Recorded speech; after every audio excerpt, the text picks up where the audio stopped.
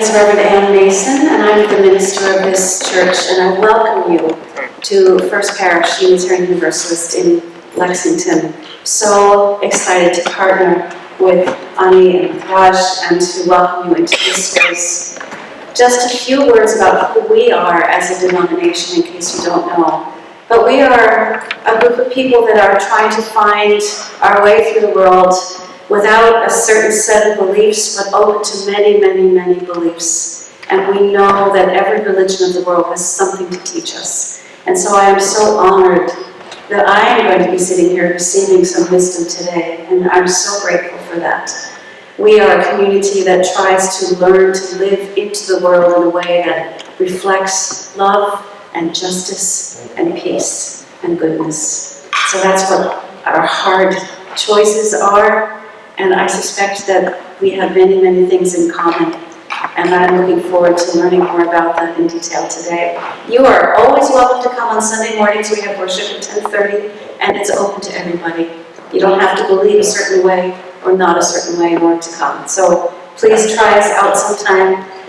Just a little housekeeping. There is some tea ready for you in the parish hall. If you need to just get up and get a cup of tea and come back. If you need to use the restroom, it's just outside this door on the right, and there are more downstairs as well if we take a break. So please, just make yourselves at home. This is our sacred moment, and I am so glad that you're here. Thank you.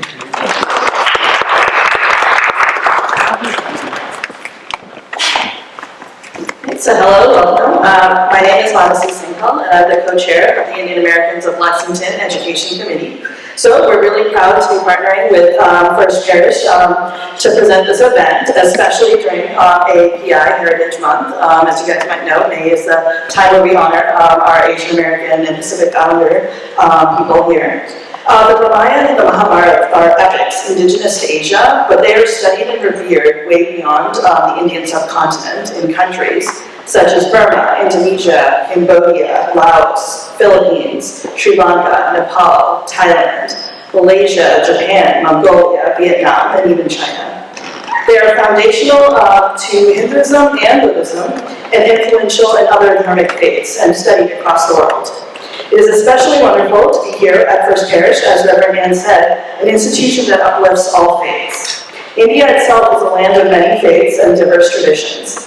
The Rig Veda, one of Hinduism's most ancient texts, declared thousands of years ago, truth is one, sages call it by various names. We invite you today to listen and learn with us. Now I'd like to invite Rajeshwari, who's one of our committee members and the main organizer for this event.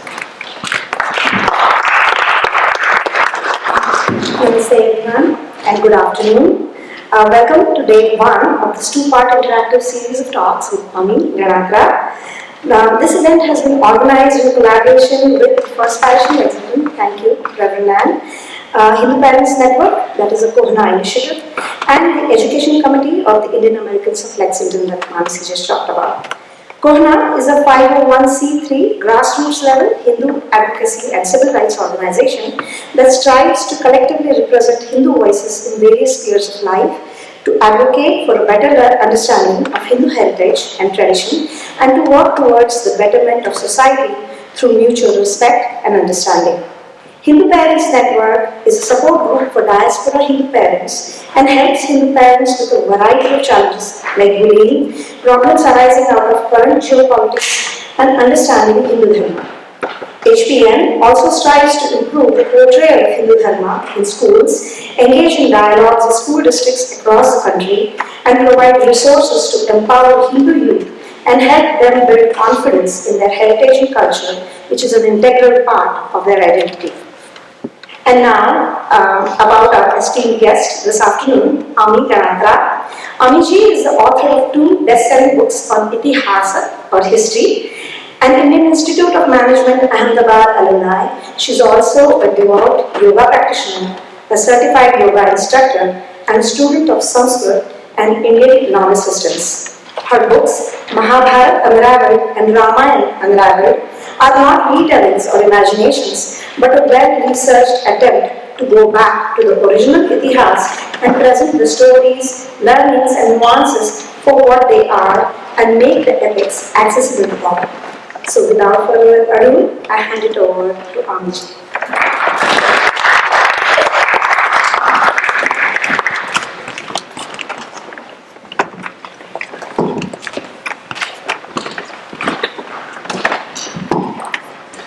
Namaste, Jai Shri Krishna, Jai Shri Ram.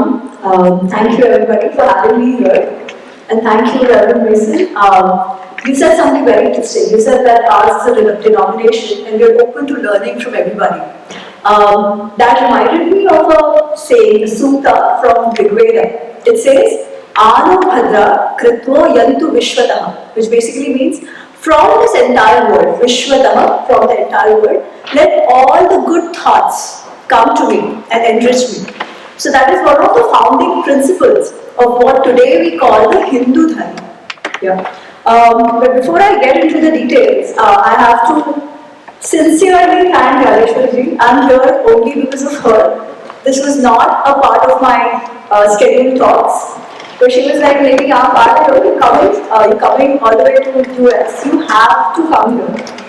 And I'm like, I'll surely come. You think you can organize something? And she's like, you don't worry. And single-handedly, she reached out to people. And today she just mentioned there are so many organizations which have come together. And as the saying goes, हम चले थे, what is that? कि हम अकेले ही चले थे और car वहाँ बनता गया.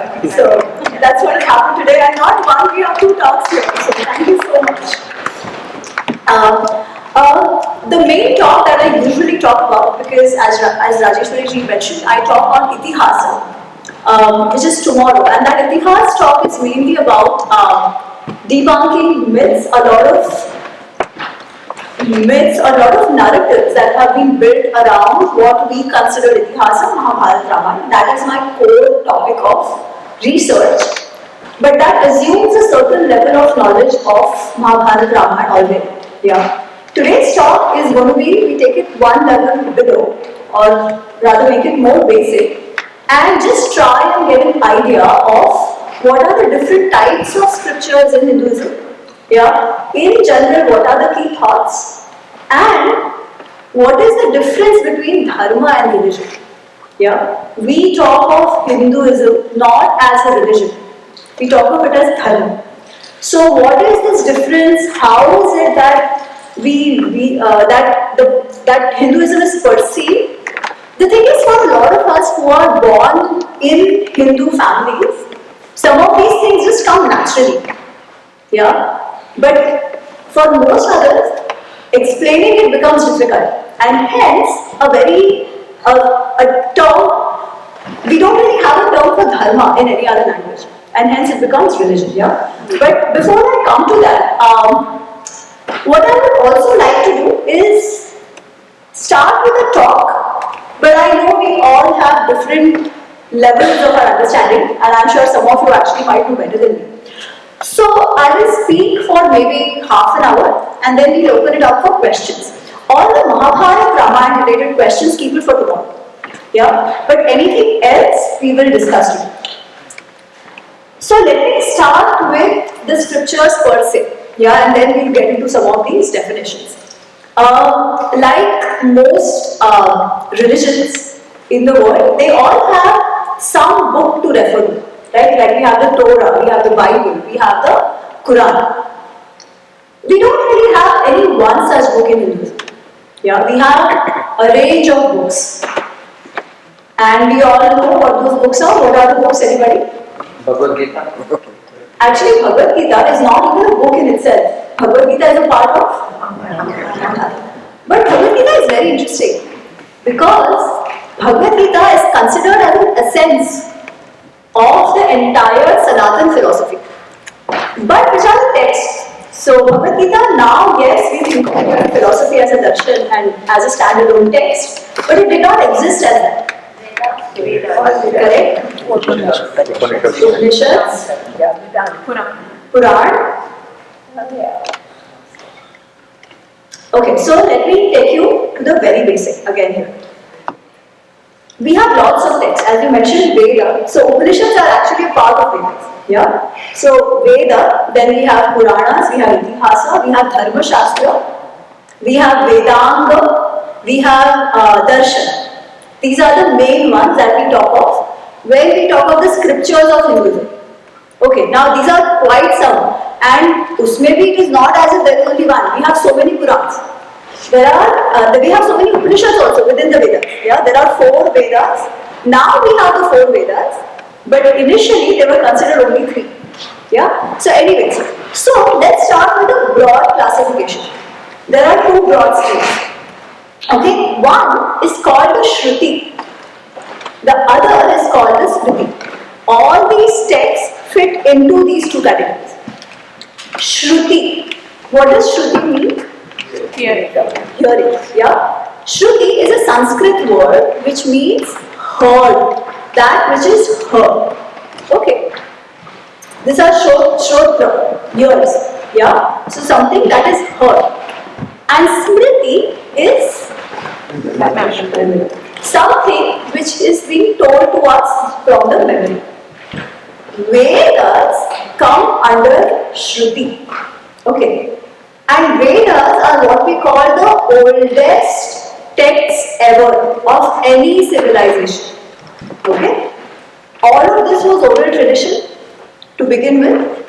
And we also call Vedas Apaurushaya. Apaurushaya means that which was not composed by any one man or by men in general. Yeah, Apaurushaya. Now it is called not composed by any person, and it is called Shruti. But it is not as if it was just thrown out there. There was somebody who was saying it. It has lots of verses which are called richas, okay, shlokas and stuff like that. So they have come from some rishi. There are various rishis who have contributed to the different Vedas. Now rishis are who we call sages. Yeah, sages. Actually, the better word for rishis from a Vedic perspective is seers. Okay, seers. S-E-E-R-S. Seers are the one who have seen.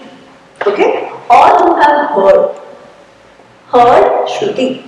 Heard what or seen what? Knowledge that was actually already available. It came to them in their state of meditation. You know. So what Shruti says that all this ultimate knowledge of truth is out there. Nobody can create it. It exists. We can only realize it. It is very different from the thought today. We have everything as a patent, right? If I come up with something, I'm like, oh, this is my IP. They are saying there cannot be IP on knowledge because it is there. You can only gain it or see it or hear it. How? When you reach that level of meditation.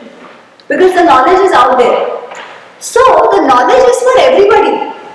That is why we keep saying Lokaha Samastha Sukhino Astu. Let everybody gain from it. Let everybody seek welfare from that knowledge available. Nobody can own the knowledge. Nobody can say my right is on that knowledge. No. You were just a medium through which the knowledge came to us. Okay? So rishis, we are told, are seers. Are the ones who are the drashta. They are not composers or writers. They are drashta of the material that is written in the Vedas. Okay. Now this Vedas is also very interesting. There are 2 broad parts to Vedas. Okay. One is what we call the Karma Kanda. And the other is what we call the Jnana Kanda. Karma Kanda deals with a lot of rituals, especially the yagnas. We have yagnas, everybody knows the fire rituals. Yeah. At one point in time, that was the basic practice that the civilization used to follow. The concept of the yagna is actually this, that you offer something to the gods. And because you offer, they accept the offering and they give you back. Okay, now give you back in what way? So all the gods that we see in the Vedas are actually different from the gods whom we actually worship today in form. They are all Prakriti ke devatas. Okay, we have Indra, we have Varun, we have Surya. Yeah, so all the verses are actually written to them, to Surya, to Rudra, to Indra, to Varun. Yeah, all these regulate some part of the Prakriti. So, in the yajna, we make offerings to these devatas, and the devatas in turn take care of us. It is an interdependent relationship that the yajnas actually create. Yeah? In a way, it is a sense of gratitude to the Prakriti around us, because we cannot exist without the Prakriti. Right? Our sustenance depends on the Prakriti. So that is how it began. That was the Karma Kanda. The second part is what is called the Jnana Kanda. Jnana is knowledge, wisdom. Yeah. Our rishis also realized, we talk about the Maslow's hierarchy now. That actually already comes. You need physical benefit, material convenience to survive. Yeah. We cannot live without food, we cannot live without clothes, we cannot live without shelter. So all the material needs are important and must be fulfilled. And the yajnas actually are all about gaining those material needs. Yeah. It's very interesting. In lots of yajnas and lots of prayers that we say, Ajkal there is a thought that you cannot ask for anything physical or money or wealth. We consider wealth is bad. No. That was never the case. If you have done the Rudra Chamakam, the Rudra Namakam, yeah, Sri Rudra, the chanting of the Sri Rudra, there are about 350 things that the chanter actually asks for. In the Sri Rudra, he says, give me this, give me a good house, give me lots of cows, give me lots of goats, give me huge lands, give me good fertile land on which there is lots of dhanadhanya that grows. Yeah, give me good health, give me buddhi, everything. There is nothing that they have not asked for. So today, if somebody needs to build on it, we can also say, give me a computer, give me a job, give me an IT, whatever. Everything you can name off is included in that list of Sri Rudra. Yeah, so it was understood that you need to fulfill your physical needs just to survive, and not just to survive, also to thrive, right? Only when the material needs are fulfilled do you think beyond of what we call spirituality or adhyatma. Okay? Adhyatma, adhi, atma. So, once your physical needs are fulfilled, then the questions, what we now call the existential questions start. Who am I? Am I this body? Or am I something more than that? What is the purpose of my arrival on planet Earth? Yeah? How did the creation begin? All these questions come to us, but these questions come to us only when the pet is full. Okay, in Gujarati we say, bhukya pet bhajan na thai. We can't do bhajan without eating, right? So the first step is fulfilling the material needs. After that is done, we now think about the next level. The same Maslow's hierarchy, right? We have to fulfill our emotional needs, our spiritual needs, our mental needs and our emotional needs. That's when the inquiry began into who am I? Is it just the body? If it is just the body, then what is how am I working, right? All the questions you keep asking, neti. There are different ways in which different rishis asked different questions about self, about surrounding, about the interaction between self and the surrounding, Atma, Paramatma, all of that. Lots of questions. And all these discourses actually happened in the Gurukulas. Okay? Gurukulas are what we see as schools. They were schools at that time where students would live with the rishis or with the guru. Okay? So first they would they would learn all the rituals and everything. And after a certain age, they would start asking these questions and dig deeper into it and develop different philosophies and all of that. That is the part of Upanishad. Okay? There is, again within that there is Aranya Kanda, all of that, but broadly it comes under the Jnana Kanda section itself. Yeah? Upanishad, basically it means sitting close to the Guru and gaining knowledge. That is what Upanishads deal with. Yeah? knowledge which you gain sitting very close to your guru. Because some of these questions and the answers are very, very abstract. Okay, we can go in any direction without understanding its vyavharik, its practical applications. We can go in any direction. And there is a very nice story that I have heard about this. So there was a student in the Gurukul, and the teacher was telling him that you are not just this body, you are the consciousness, you are the Atma, yeah? And because you are the Atma is same in everything that you, not just humans, but even in the elephant, in the dogs, in the stone, everywhere, even though the physical part is different, the Atma is the same. So they were talking about this Adhyatmic level. So the student is like, yes, I understand. Everything is the same, the Atma and everything is similar.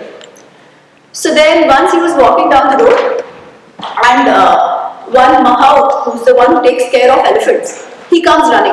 Yeah, he comes running and he's telling everybody, run, the elephant has gone mad. Run, the elephant has gone mad.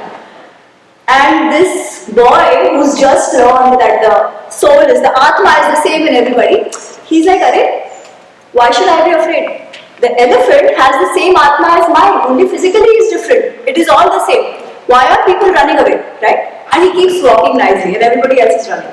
The elephant came and pushed him aside and he was hurt and the elephant kept running. He was hurt, he had fractures, his hands and legs were all broken and he was then taken to his hut or whatever, ashram, to be taken care of. And when the Guruji came, this boy was very angry. He's like, but you told me that there is the same Atma in everybody, right? You told me not to be afraid, you have the same Atma in everybody, but still the elephant did this to me. If our Atma was the same, he shouldn't be doing that. The Guruji told him, Arey, you saw the Atma in the elephant. You didn't see the Atma in the man who was taking care of the elephant who was coming to warn you. Right? He's like, Atma was in everybody. You did not see the Atma in the man who came to actually save you. You didn't see that, right? So sometimes these questions of Adhyatma can be very, very abstract. And it may not even be for everybody to understand. Not everybody has those questions. Not everybody has the intellectual faculty to even get to those questions or understand the answers. In that situation, it could actually lead the students astray because some of this wisdom only comes with age, with experience, with having faced failures in life. That is why the Jnana part is always told to us that it's always better to have a guru who can guide us on that path, who can make this knowledge accessible to us. Not to say that they are a medium, that without them there can be no Jnana. No, that's not what I'm saying. Yeah? It is accessible to everybody. But to be able to understand it and implement it in the power in which it has come to us, we need to take ourselves to that level. Yeah? What is the way of doing that? There are lots. Yoga sadhana is one part of it. Yeah, meditation, that we say, discipline. Rituals also come into it. So basically we are preparing ourselves eventually to get to that level. Okay? That is why, again, that is where the ashramas come. Have you heard of the ashramas? Ashram Dharma, what is that? Stages of life. Yeah? Now see how these things are all connected. Yeah? In Hindu Dharma, so one are these concepts and the second is how they are intertwined with the lives that we live. There are 4 ashrams, there are 4 stages of life which we are told. Okay. One is the brahmacharya, the initial part, which is for the students up to 16 to 18 years. Yeah? That is the time where the students have to follow certain rules and regulations, if you may. But the idea of that stage is to gain as much knowledge as possible, including real vocational skills, which are then to be implemented in the next stage. The next stage is Grihasthashram. Grihasthashram is the stage of the household. Yeah. Householder is when, the girl and the boy, they will get married. They will be doing some work to generate resources. Okay? They will not only generate resources in the material sense, they will have kids. Okay? They will take care of their parents who are getting older. They will give dana dakshina, they will do charity so that students can survive, sannyasis, others who are not living in a householder life can survive. How? By the resources they have created, the money that they are generating. So grahastha is basically all of us. Yeah, we work, we generate money, we generate resources, we spend money, we get married, we have kids. Now, this grahastha ashram is actually the most important ashram because without the grahasthas, the society won't survive, right? If people stop having kids, will our samaj exist? No, right? If there is nobody to actually work and generate money or food, everything, like growing of the food is also done by grahasthas, right?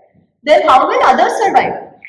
That is also important. So that is the grahastha ashram. Grahastha ashram is actually considered as the substratum, as the basis of every other ashram. One of the most important stages that we are told of. Yeah. Then the third is vanaprastha. Vanaprastha. So 51, 52, basically 51, 52, 53. You have the vana. Yeah. 51, 52, 53, 54. I'm saying this in Gujarati, but you'd have something similar in Marathi, Hindi as well, right? That is the stage which we call the retirement age. Okay. Because now 50s, we are still young. But at that time, people got married earlier. Yeah. So they had done all that they had to by 50s. So that was the time when your kids were old enough. They were married. They were fit enough to start running their households, right? And it was understood that the previous generation has to take a step back. They lived their lives according to their understanding, their values, making their decisions. Now it was the time for them to say, okay, whatever I have had to teach my coming generation, I have. Now they live their lives. And I take a step back. Okay. Their role is then to support the householders, to start engaging into deeper sadhana or what we call the spirituality, asking more of these existential questions, but taking a step back, handing over the reins of decision making to the next generation. That is what retirement is actually all about, right? More often than not, people stop here, that is the vanaprastha. But some go beyond this, which is then called the sannyasa. Yeah. So in the vanaprastha itself, the idea is that the attachment has to go away. What does it mean? When we are in the householder's life, we have to think, right? We have a lot of maya, which is my son, my family, my job, and all that is important. All that is important because that makes us work for all of them. Yeah. But in vanaprastha, we have to say, okay, mine is done. They are still mine, but they are independent. They can take care of themselves. I have to start detaching myself. I have to now start preparing for death. I have to start going away and accept death as it comes. Now, death is not something to be scared of in Hindu Dharma. Why? Because death is not the end. We have a very, very important concept of rebirth, punarjanma. So it is not as if our life ends after we are dead. No. There is no resting in peace. You will not be in peace if in this life you have not lived in a way that allows peace to others. Okay, so you come back after having lived your karmas or whatever, yeah? So you come back. So what does it mean preparing for death? One is the scare of death has to go away. We have to be gracious in death, one. Second, trying to live your karmas in such a way that your next life actually can be better. Okay? Because we have another very important Siddhanta principle which is called karma. Okay? Per this Siddhanta, per the karma Siddhanta, we are responsible completely for our lives. Okay? Whatever we do, there will be a consequence of it. Okay. If that action is done with the right intention and the right bhav, it will have a certain consequence. If that action is done with the intention of hurting somebody, then it will have its own consequence. Okay. So, and then those consequences, however, is not something we can decide. Okay, there will be a consequence, but what that consequence is, that we can't decide. But there will be a consequence. Good will have a good consequence, bad will have a bad consequence. And interestingly, because we have the concept of punarjanma, rebirth, the karmas carry on. Yeah. So many times we see that people say, "Oh, I have done only good, but I get only bad results." I see somebody else who has done only bad things in this life. But see, everything is good, children are settled, has a big house, no problems. Yeah. We don't know what is yet to come. Probably they were still expending the good karmas that they had. We don't know, right? So, a lot of people say, but is there a proof of Punarjanma? Yeah. Nowadays, there are some studies going on. There is a book also written on some of these. There are anecdotes of people who remembered the past Janma and all of that. Do I have a proof of Punarjanma? I don't. But I know one thing. There is no better explanation of life. Yeah, there is no better explanation of why things happen to us in a certain way. And second, also a siddhanta which actually makes us live a good life. So it works both ways. So if I believe it, in a way it's good. It allows me to live a good life.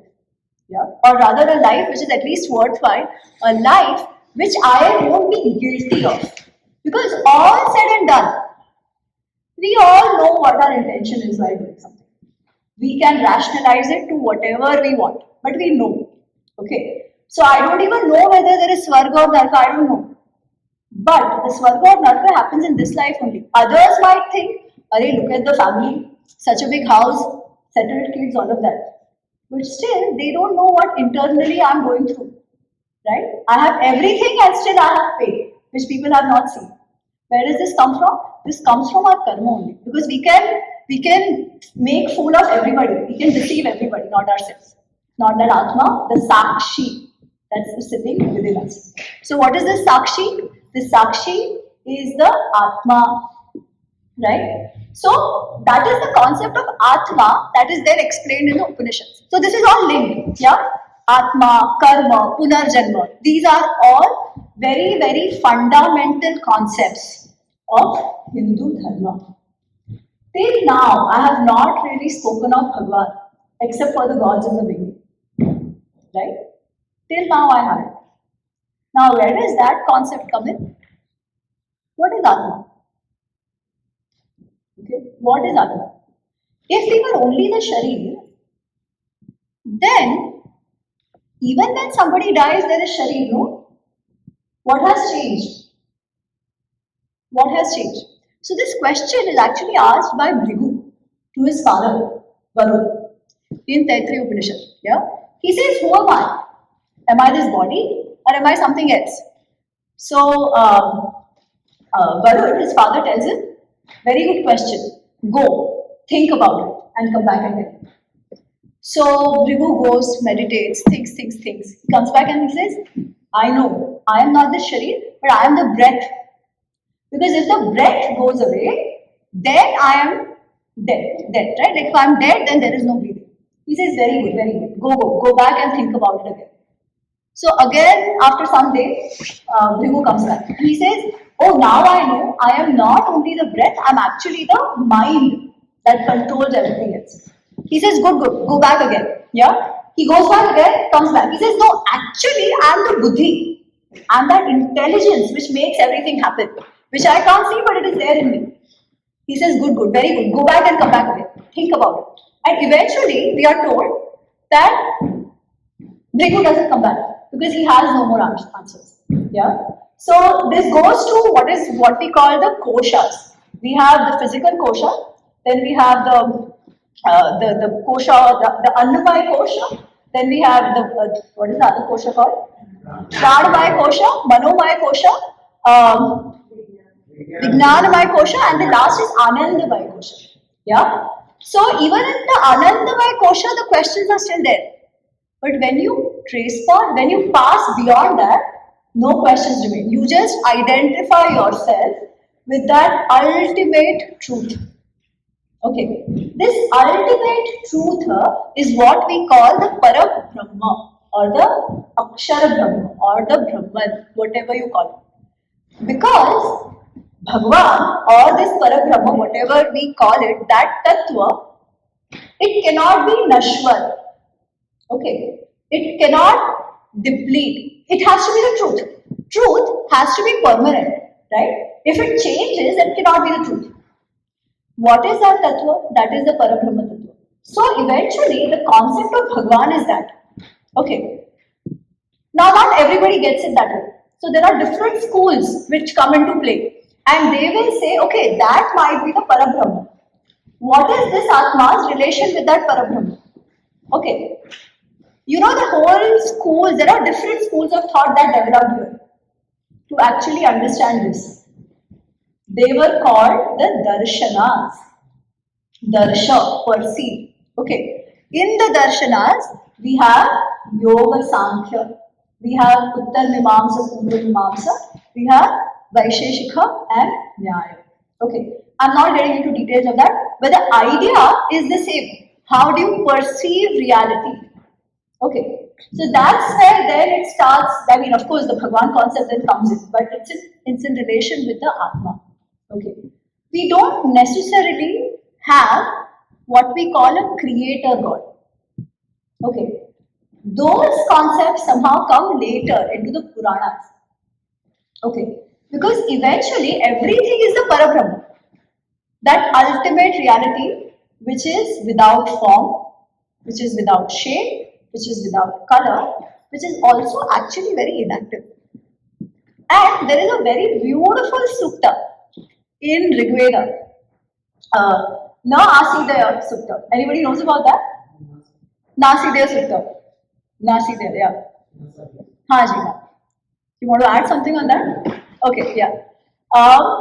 In that, the sutta talks about how would have this creation happened. Okay. So it is a long sutta which says once upon a time there was no truth and there was no untruth. Okay. Na sat asi, na asat asi. There is no sat, there is no asat. Yeah. There is no existence, there is no non-existence. There was nothing. There was just this one thing which was there. Okay. Then that whatever was there at that point, which was not truth, which was not untruth, that had a desire. From that desire, slowly, creation started happening. Okay, this is how it says. In a way, it is not different from the Big Bang thing that we hear. Yeah, so it's a similar thing to that. But after all this, they say that who exactly knows what happened? Okay, who knows that this might have happened? Then within the sutta only they say that maybe the gods might know. Okay. But how did the gods know if they were also not there? Okay. Then they say, oh, maybe it's eventually the rishis who in their Atma saw all of it. Okay. So it is through meditation that they found out this could have happened. But you know, after all this, what they say? Va nava. It could be, it may not be. And done. After all this. So eventually what it's telling us is that there are some questions which we will never have an answer to. Right? Because who knows? Who can exactly prove it that way? But we have the anubhav of it. We have the experience of it. Hence, it cannot even be denied. We see the creation. right? The creation is right in front of us, it is there. Something will have started it. Just that what that exact thing is, probably we will never exactly know. Similarly, what that exact Parabrahma is, we wouldn't exactly know. But we have enough people who have arrived at the same anubhava of Dharma. Okay, so that is what is the Shabda Praman we have. But it is not just they telling us. We have been given techniques to actually experience that for ourselves as well. Yeah. So that is one other distinction we have from most other what we call religions. Yeah. We say Aham Brahmasmi. Tat Tvamasi. Okay. So these are the four Veda Vakyas which basically say that I am only that Parabrahma Tattva. That Parabrahma Tattva is in me. You are also that. That eventual Parabrahma Tattva is in all of us. Some realize it, others don't. And the purpose of our life eventually is not just to realize that Parabrahma Tattva, but to merge back into it. Okay, that is what is eventually called moksha. Okay, now that is the big, larger concept of moksha. In a normal world, what we say, sansar chakra se nikal jana. Okay, sansar chakra se nikal jana, what does that mean? I told you, we have rebirth. Okay, so we finish this janma and we are born again and we carry forward some of the karma phalas. Again, we go through that. Like nobody in this life can claim that there is only happiness in their life. There is sorrow also. There is always sorrow, there is always happiness, right? So, again and again and again, we are going through that cycle of happiness and sorrow, happiness and sorrow, happiness and sorrow, yeah? That thought itself is frustrating beyond the point. Is there no escape route? We are told there is an escape route also. But that escape route is actually not in your hands. You can try for it. When can you actually escape? As long as there are karmas, you have to suffer, you have to face the consequences, right? But as soon as you take birth and perform karmas, again there will be consequences, right? Then how do you get out of it at all? Because if we say we have to get out of it, there cannot be any more consequences left for us to live, right? So how do we do that? That is where again the Gita comes into play. He talks about actions to be done with vairagya. That is another very, very important concept. What is vairagya? Anyone? Detachment. A sense of detachment, not indifference. Okay, something is happening, I don't care. No. Detachment is that state of mind when we do something because it must be done, not for any personal gain, but it must be done. It may be recognized, it may not be recognized. It may have personal benefit, it may not have personal benefit. But we must still do it because that is an action expected of us. If an action is performed in such a way, then eventually that action will not have a consequence that is binding on us. Every other consequence is binding on us, whose consequence we'll have to suffer, we'll have to face. Let me not call it suffering. Okay. If we reach to that level of detachment where we don't even have the desire of moksha, because moksha is also desire, I'm getting attached to that idea of becoming free. Only then moksha will come. But we don't know whether that moksha, manava, we don't know whether even that is there. We are told it is there. If it happens, fine. But can we develop that sense of doing something because it must be done in this janma? That is what Bhagavad Gita talks about eventually. This is what all Upanishads talk about eventually. That actually is the goal of Adhyatma. Why does Adhyatma matter? All that. To start making us feel that this whole attachment, my body, my house, my pharana, my dhikana, it's of no use eventually. Eventually, you are very separate from that. What you are is that Atma, which is actually that Tattva. Work towards it. And when that is that important goal, everything else becomes very trivial. Right? And the sense of detachment comes on its own. When the sense of detachment comes, the karma fal, whatever it is, it becomes actually very easy to live with that, even if it is not what we want.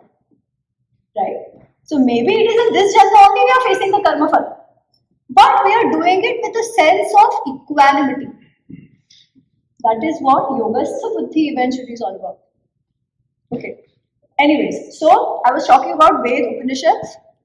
I was talking about Ved Upanishads and then I went into all of this, right? Okay. Let's come back to the scriptures. So I spoke about some of the most defining characteristics or terms that make Hindu Dharma for what it is. Yeah. Now I want to get into the term Dharma itself, but before that, let me go into the other scriptures. Okay. All this was great. All this jnana, yagna, all this was great. But to live in a society, we need to live with people, right? Everybody is different. How do we deal with different people in our society? People have different value systems. There are some who are good, there are some who are bad. People have different resources. People have different, what we call svabhava, natures. People have different vrittis of what they can do well or not do well, right? How do all these people live together? There has to be a certain code of conduct, right? Adhyatma is well and good, but how do we survive practically in a samaj, in a society? For that, then, we have what is called the Dharma Shastras. The ashramas fall into that, like different stages of life. What should you do? And how should you behave in those different stages? And essentially, as a grihastha, how should you live with everybody else around? That is sort of codified in the Dharma Shastras. Like the do's and don'ts. Not exactly, but largely. Yeah? But the Dharma Shastras are also only guiding principles. They are not written in stone, but they are guiding principles. Which are there is one very famous Dharma Shastra. Anybody can name it? Huh? Grihastha is an ashram, a Dharma Shastra. Somebody said something. Manusmriti. Manusmriti is one of the Dharma Shastras. Now, I said Shruti, may we have Veda. Ved ke andar we have Upanishad. Okay. Now we are moving to what is called Smriti. Okay. Smritis are more for the Vyavaharik word. Also, they have base in the Vedas, but now they are actually made more Vyavaharik and they are composed on the Vedas, but not exactly. Yeah. So they deal with more Vyavaharik, practical living. And because they are remembered and told, they are called Smritis. Okay. So Shruti is one because nobody can claim IP over it. But in Smritis now, you will start seeing a person who actually has either compiled it or composed it. Like we have Manusmriti by Rishi Manu. Similarly, we have Yagyavalkya Smriti, which is by Rishi Yagyavalkya. Yeah? There is Parashar Smriti. So there are lots of these Smritis. In fact, one of the other texts which sort of falls in this category is, you know what? Arthashastra.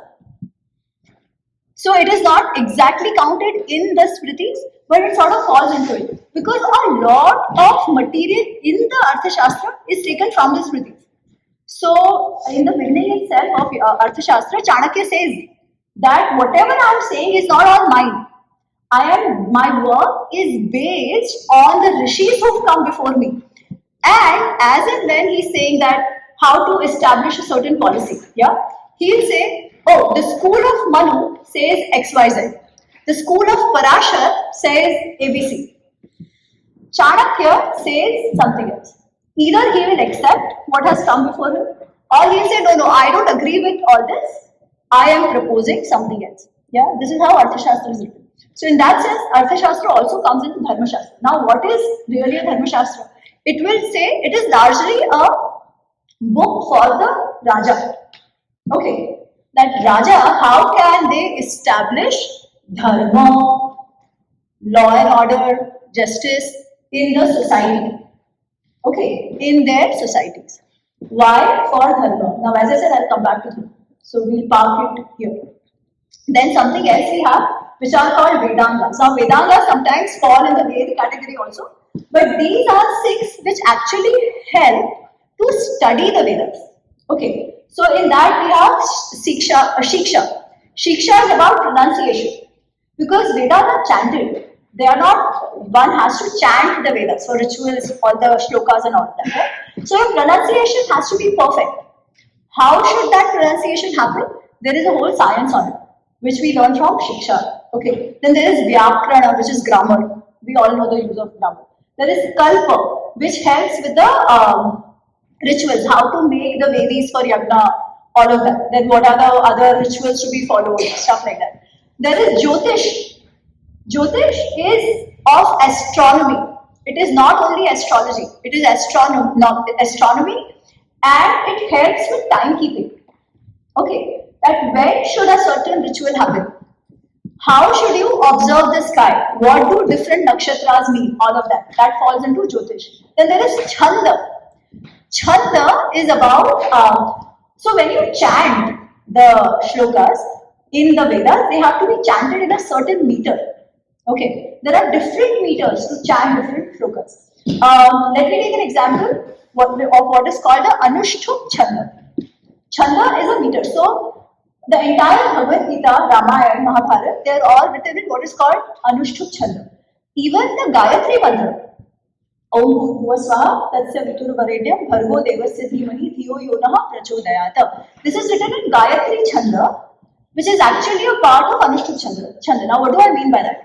In Anushtup Chanda, you will have Anushtup meter, you will have 32 syllables. Okay, so if you count Dharma Kshetre, Kurukshetre, Samaveta, Yutsava, Mamaka, Pandavashchaiva, Kim Kurvat, Sanjaya. So if you count the syllables, there will be 32. Okay, 32 syllables, and they will be broken into 4 parts. So every part will have 8. Dharma Kshetre, Kurukshetre is 1.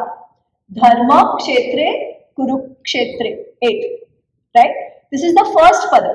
Like that, you have 4 padas. Together, they make 1 chanda, Anushtup Chanda. In the Gayatri Chanda meter, it is 24 syllables. So 8, 8, 8. Bhargo Devasya Dhimahi Dhiyo Yo Nah Prachodayata. So if you count all of that, it will be 24. Yeah? They are all written in a certain meter. Why meter? Because this was all oral. Right? Meters also help maintain the fidelity of the shlokas. It's very difficult to play around with a poetic composition. And of course, it helps with chant. So chandas are something else. So studying the chandas is also very important to actually learn the Vedas. Okay, so that part is the Vedanga. Then you have my favorite, my research topic, which is Itihasa. And you have Purana. Okay. Now we saw Adhyatma, all that. We saw Dharma Shastra, which is talking about how to live lives in a society, what to do, what not to do, all of that. Okay. Then comes Itihas. Now Itihas is very interesting. Itihas includes only 2 books, by the way. Okay. In the classical sense, it's only 2 books, Mahabharata and Ramayana. And what is the meaning of Itihasa? Asa. Asa is a Sanskrit root dhatu, which means to be, is. Okay. Asa is the past tense, so was. Asa, so it was. Aisa hua tha, thus it happened. Okay. So, in terms of definition, we are being told that these 2 books are about stories which have happened in the past. Okay. Now remember, till now you have seen that our Rishis are very clear about what they are calling what, right? Veda Upanishad, they've called something that falls under Shruti. Then you have Vedanga, which are helping us, Veda Anga, helping us understand the Vedas. Then you have the Dharma Shastras, which are about code of conduct, law, You have Darshanas, as I already told you, which is about perceiving the reality, right? Then we have Itihas. They are not confusing one versus other. They know what they are talking about, right? So if they are calling something itihasa, there is a reason for us to at least accept it that way, na? That this must be itihasa. बाकी proof तो अपनी जगह है, ठीक है? They are very clear that only these two are itihasa. They say that these two are histories, and this history comes to us with a purpose. What is that purpose? Again, we are talking about the scriptural texts till now. Yeah, that purpose, the definition of itihas is, some of you might already know this by heart now. Anybody wants to take a shot? Dharma artha kama mokshanam upadesham samarita purvavrittam kathayuttam itihasam prachakshate. Purvavrittam, something that has happened in the past. Purvavrittam. Kathayuttam, narrated to us in a metaphor, in a katha format. Which means there might be some metaphors also, but it is narrated to us in a katha format. And why is it narrated? To teach us about the Chaturvidha Purushartha. Again, very, very important term for Sanatana Dharma. Chaturvidha Purushartha, Dharma Artha Kama Moksha. It gives us Upadesh of Dharma Artha Kama Moksha. What do these terms mean? Let me start with Artha. I was telling you about Sri Rudram. Okay. Sri Rudram, I said that the one who's chanting is asking for some 347, 350 items, material items. Okay. Why? Because to live a life, you need physical resources. Right? Those material needs need to be fulfilled. That is Artha. Not just your own, but when you earn enough, you will be able to also give to the society. So we are told that you should earn with 100 hands and you should donate with 1,000 hands. So earning by itself is not bad. We worship Lakshmi, right? Lakshmi is Artha, Lakshmi is wealth, Lakshmi is prosperity. So one of the key goals, one of the Purushartha, can be a goal, can be a pursuit, can be something that we should work towards is Artha. Okay? This is especially true for Grahastha Ashram. Going back to the ashrams that we spoke about, what is the role of Grahastha Ashram? To work towards Artha, because Artha is key to life, to Samaj. Okay? Again, Chanakya, he has a very interesting sukta. Anybody knows? Sukhasya moolam dharma, dharmasya moolam artha. He says, for being happy, you need a dharmic society. Okay, you need a society which lives in accordance with the principles of dharma, which means it's an ethical society.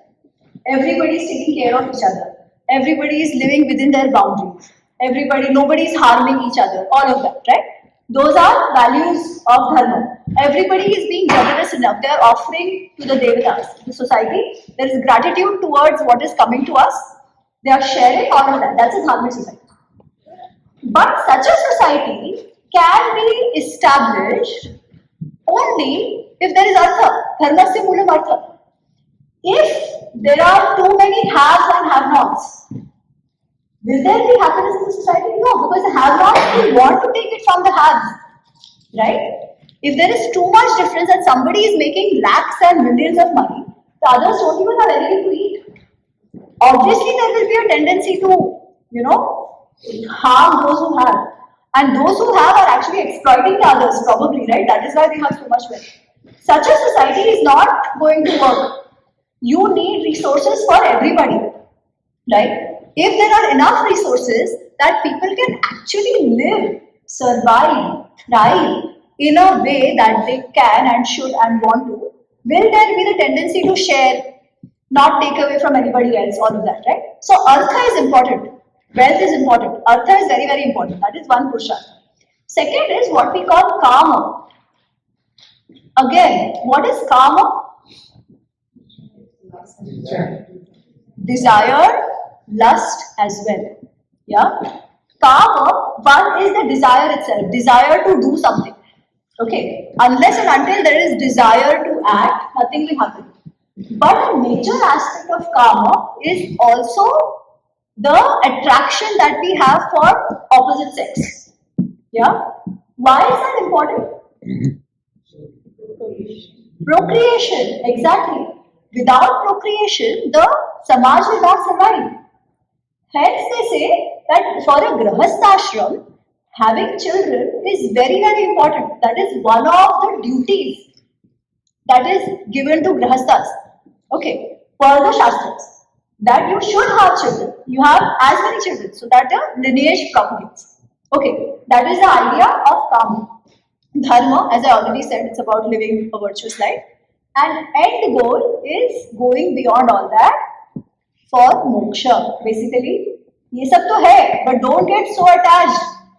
Start moving out and desire for something that is beyond all of this. Okay. So the itihasa, we are told, gives us this lesson of dharma, artha, kama, moksha. How? Through the life of our ancestors. Now the question is, ये सब तो we learn in Adhyatma also. We learn in Upanishads also. We learn in Dharma Shastras also. Some bit of it, at least a perception, we learn in Darshanas also. Then why do we need Itihas separately? Why do we need Itihas separately? Huh? Absolutely. One is to know theory. The other is to say how do we actually live those concepts. Right?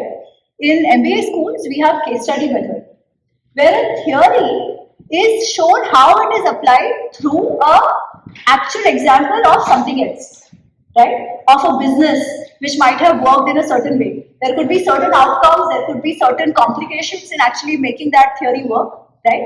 So what do we gain out of it? What are the real life challenges that could be faced while living it? And what could be the outcomes if they are lived and not lived, right? That we learn from Itihas. Okay, and that is why Itihas is important, because Itihas is meant to teach us lessons for life. Now that's where my work actually comes in, and I'll speak more about it tomorrow. If we want to take the right lessons from Itihas, we will have to know Itihas for what it is, right? Today, what has become is that these Mahabharata, Ramayana have become like entertainment texts. Anybody has written anything and everything on it, which is fair. No, I have nothing against it, right? People have taken characters and they have weaved stories around it. वहाँ तक भी ठीक है. But then remember that when a work is a work of fiction, your inferences are not the actual inferences or takeaways. Because the actual text had something else in mind when it was telling us the story of our ancestors. That is one. And second, today we are in the middle of a narrative warfare. I don't think people, I mean, even maybe in India, people don't know it as much as you do, right? You've seen what has happened in Seattle. You know what is happening in California. You know what is happening in the schools here. Where on one end, these stories are called mythologies. Now again, I always say this, mythology by itself is not a bad word. Okay, it just means belief system of a group of people. However, when used for Hindus in the Indic way, it becomes mithya. We are told this doesn't exist. This is not history. Okay, that is what one way we are told, because this is so old, you don't have proofs for it, hence it's all make-believe. But on the other hand, stories are used from the same text to brand an entire civilization as casteist. जैसे देखो कर्ण के साथ क्या हुआ. Okay, to brand an entire civilization as misogynist. देखो सीता माँ और द्रौपदी के साथ क्या हुआ. See what happened to Draupadi and Sita माँ. Right? Now some of these stories are actually given very, very, very differently in the Itihas. Because those Itihas is not written from an identity lens. No. It is written for us to learn lessons for our life. The conflicts are not conflicts of identity. Recently I read a book where they are claiming that the Ram Ravan Yuddha is actually not a Yuddha of Adharma and Dharma as we understand. But it is a Yuddha of Aryan Ram and Dravidian Ram. Now this is outrageous, but trust me, our children are reading this. Okay, and they are actually believing it because anyways we have been branded as a casteist, racist, every kind of society, you name it, right? But is that the purpose of itihas? No. One is to learn lessons for our life, and second is this, being able to counter the narratives because the books are very clear as to what this is. But anyways, we'll go into it later. The last part is Puranas. Now, Puranas are very interesting because whatever I say here also, please take it in the right spirit. Yeah, Puranas means something very, very old. Okay, Puranas. Anybody can name a Puran? Vishnu Puran, Shiv Puran, Garud Puran, Bhagavad Puran, all of this, right? Now I told you in Vedas, we have certain deities or gods, which are all Prakriti related. Okay, there is Vishnu, there's a mention of Vishnu for sure. Yeah, there's a mention of Rudra for sure. But they are not the prime deities, not in the Vedic stage. By the time of the Puranas, they have taken center stage. The Bhagwan as we see them. Okay. Is there anything wrong in it? No. In fact, some will also say that Puran is very old, so there is a chance that their work actually predates even the Vedas. I don't know. I'm just calling out what are the key differences. Okay. It is possible. And whatever is our belief system is one thing. But I'm just saying that it is in the Purans that Vishnuji as we see him or Shivji as we see him now actually take center stage. Or Devi Puran, which is a more Shakta text, right? So we have within the Upasana now, there used to be Surya Upasana once upon a time. Now it doesn't exist. Those schools don't exist anymore. But we still have Vaishnava, which are Vishnu, worshippers of Vishnu. We have Shaiva, which is worshippers of Shiva. We have Shakta, worshippers of Devi. And we have what is called as Ganapatya, worshippers of Ganapati, right? So these were some of the key sampradayas that eventually evolved. Today also we have them. The Saurya ones, we don't see them anymore, but we have others. And this has changed over time. So if you see even Skanda, Ayappa, okay? Skanda is not Ayappa. Muruga, sorry, thank you. So Skanda, Muruga. Today we see this worship largely in South, but that was not always the case. Skanda worship was very, very prominent all over India. Yeah, it was not just in the South. But over time, movement of people, invasions, whatever, some sampradayas flourished in one part, some sampradayas flourished in the other part. Okay? But how to worship, stories, all the stories that the Puranic stories we hear about God, they all come from the Puranas. Okay. So if I have to talk about metaphors, yeah, like I said, in Itihas we have Purva Vruttam Katha Yuktam. Okay, Purva Vruttam Katha Yuktam. Katha is a story format, but when told in a story format, there will be some metaphors as well. Puranas is where you find lot more metaphors, but it also has Itihas. So lots of lineages of kings you find in the Itihas. Vishnu Puran, you have long list of lineages of kings mentioned. You have, even going forward, you have lots of these connections going up to, I think, even Chandragupta area. Where some of these Puranas have been edited and added and all that. Yeah? So lots of the Bhagwan related metaphors come from there in the Puranas. But they are also not called Itihas strictly. It's only two books which are strictly called Itihas. It is Mahabharata and Ramayana. Okay. For us, Puranas have as much value. But the stories are different. It is happening at a cosmic level. Now that is the other thing. We have three levels at which we see every idea. One is the Adi Bhautik, which is the practical world. Yeah. Then we have the Adi Daivik, and we have the Adhyatmik. Adhyatmik is the overall. But the Adi Daivik level is the cosmic level. And we all see our conflicts at that level as well, the Devasur Sangram. Right? Whatever is happening at the Bhautik level is happening at the cosmic level, according to our philosophy. Yeah. So you have lots of stories of Devasur Sangram and all that. They come from the Puranas. Okay, that is the part where also Bhakti now starts taking center stage in the Puranas. Till now, of course, you have Bhakti in the Yagna. Definitely, there is Bhakti. There is no taking away from that. But a large part of Bhakti, Upasana and all that is now built and established in the Puranas. This is the large structure, overall broad structure of the scriptures of Hinduism.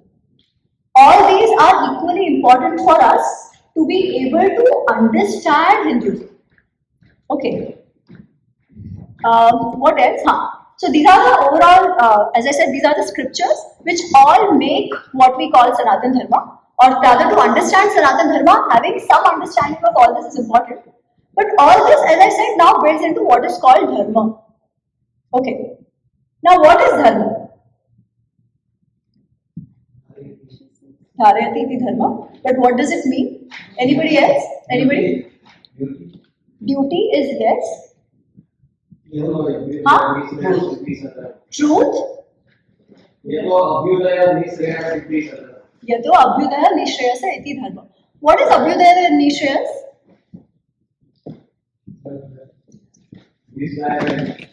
This life and that life, yes. So what of this life and that life?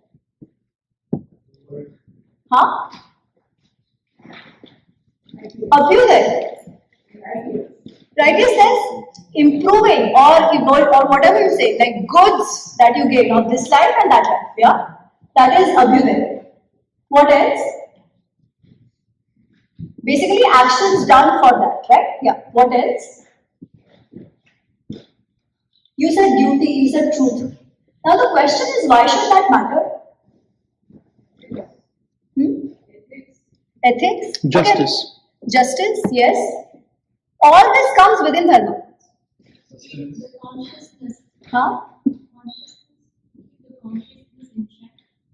Consciousness in check, but you said something. Sustenance of? This is the key word. Dharayati iti dharma. Dharanat dharmityahu dharmo dharayati praja yah syat dharan sanyuktam saha dharma iti nishchayah. Dharana. Dharan is to uphold and to sustain. Dharayati iti dharma basically means that which upholds and sustains, that is dharma. Now when we say ethics, so justice, truth, all this comes in ethics. We say dharmasya dasa lakshana. Okay, we say there are 10 lakshanas of dharma, which include truth, non-violence, akrodha, no anger, yeah, forgiveness, all of this. There are like 10 of these which fall under what we call ethics or virtues. Now, why are all these important? Because if people do not live by these virtues, the samaj will fall apart. If everybody is just doing violence on each other, the samaj is going to fall apart, right?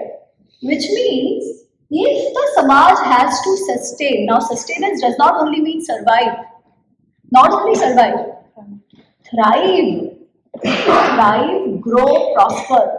Only then it will sustain, right? Abhyudaya, that leads to betterment of this life and next life, whatever. Basically, this life to karo, hai na? So, actions which allow the society to come together and sustain, they are called dharmic. Actions which lead to destruction are called adharmic. Okay.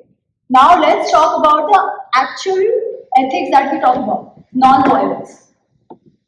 Ahimsa paramo dharma. Yes, it is there. Ahimsa is the parama dharma. Because if everybody, as I said, starts doing hinsa on each other, society will not sustain. But आजकल क्या हो गया है? Even for terrorists and people who are going out killing everybody, we say human rights, and we are told, but you are a non-violent civilization. You say ahimsa paramo dharma. But it's very interesting. Then how do we justify punishments? In fact, if you see the Dharma Shastras or even Artha Shastra, the punishments mentioned are actually quite something. Way more cruel than what we see today. Way more cruel. Even in Artha Shastra, any physical injury done by a person will be punished with a physical injury.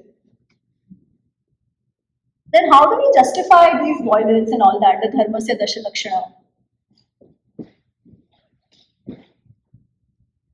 If there is a criminal in the society, and if that criminal is not punished, will the society sustain? Will it? Because that person itself will go and destroy more. And there will be others who will think this is doable. It's okay to commit such crimes. In essence, like religious law, were created to govern society, right? And these laws were based upon our, original beliefs of what Hinduism is all about. They were converted into these set of laws, Yes. But I'm saying that ahimsa is a virtue, right? Ahimsa is a virtue, and we must be. Ahimsa is important. If tomorrow I feel like, oh, I want to I want to look very brave, I'll go kill somebody. Doesn't work, right? So if I'm doing that, if I have that tendency, then I must be punished. But punishment itself is violence, right? So then how do we remain non-violent while inflicting violence? Huh? Yeah, but I think there is something more fundamental. What is dharma? Sustenance. Why are punishments given? To maintain dharma, they say, to maintain law and order. Right? Why is law and order important? Because if law and order is not maintained, the society will not sustain. Which means, if there is a criminal who is committing crimes, if he is not punished, will the society sustain? Because one, the criminal itself will go on killing others, what he has already been doing, and the others will think it's okay to behave in that manner, right? So if the criminal is not punished, will the society sustain? If the society doesn't sustain, will dharma stay? So what should be our parameter of justice? Whether an action is in accordance with sustenance or not in accordance with sustenance. Hence, if a criminal is not punished, it is actually doing hinsa on the society, not the other way around. Okay, that is why the concept of dharma becomes very, very important, because ethics do not exist in isolation. Ethics should have a purpose. If they are not allowing sustenance, they need to be changed. The goal is dharma. Ethics are helping dharma, helping establish a dharmic society. So what is dharma and how do we relate it back to all these texts? It is basically this: a way of life and belief system that is allowing us to sustain, survive and thrive. That is the overall Hindu dharma. Okay. Now, how people live it can be different. Yeah. How it is manifested in life, that can be different. But this is the larger dharma. That is why we are not so hung up with the form of the gods themselves. Yeah, we are not. We have Shaiva Sampradaya, Vaishnava Sampradaya, as we just saw, right? Every Sampradaya will have its own Upasana Paddhati. Okay. But all the key concepts that I mentioned before of Adhyatma, okay, of Punarjanma, Karma Siddhanta, XYZ, all these are common across. Only what you consider as Bhagwan changes in the different paddhati. And even those paddhatis will have equal respect for everybody else. Okay. And we survived fine till now. That is why we never had a problem to say, okay, whichever is the God, they will find a place in our puja room, right? As you just mentioned, right? Truth is one, but narrated in different format. Ekam sa bahuda vipra vadanti. All this is great. Why? Because it allowed people to live together, following even different paddhatis. But now, the same thing is sometimes used against us.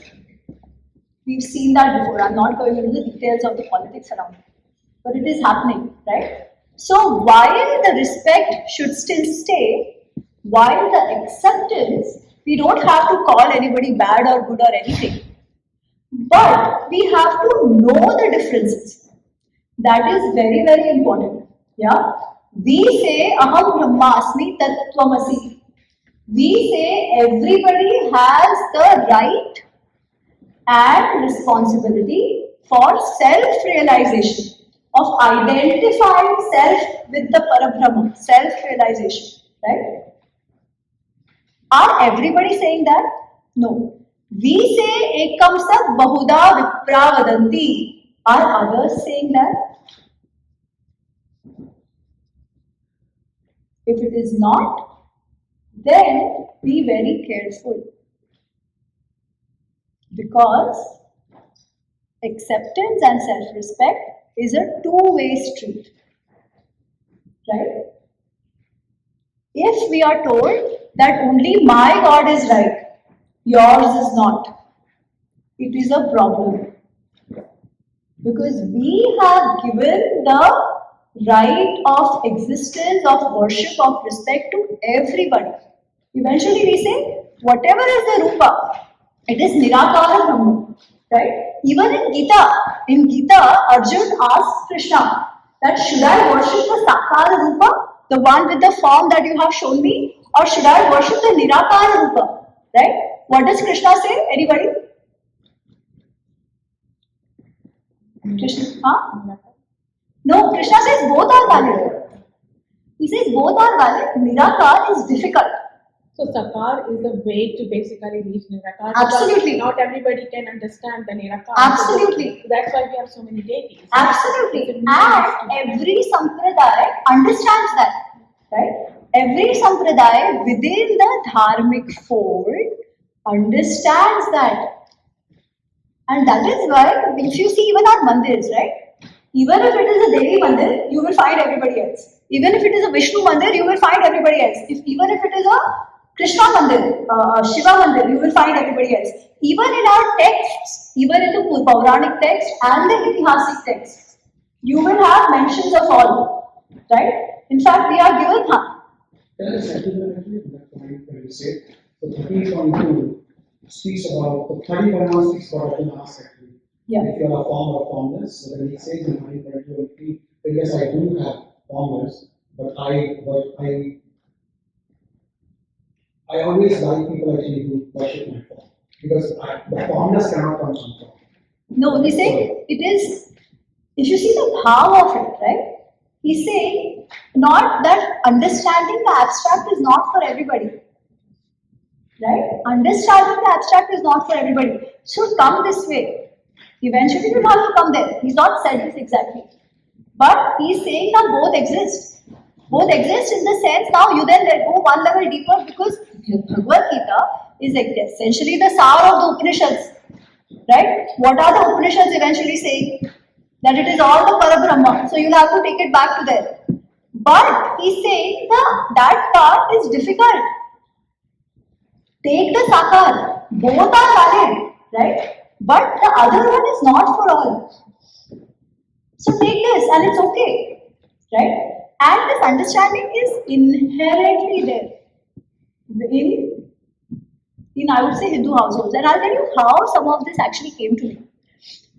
I lived in Hong Kong for 7-8 years. But when I moved to Hong Kong, it was very interesting.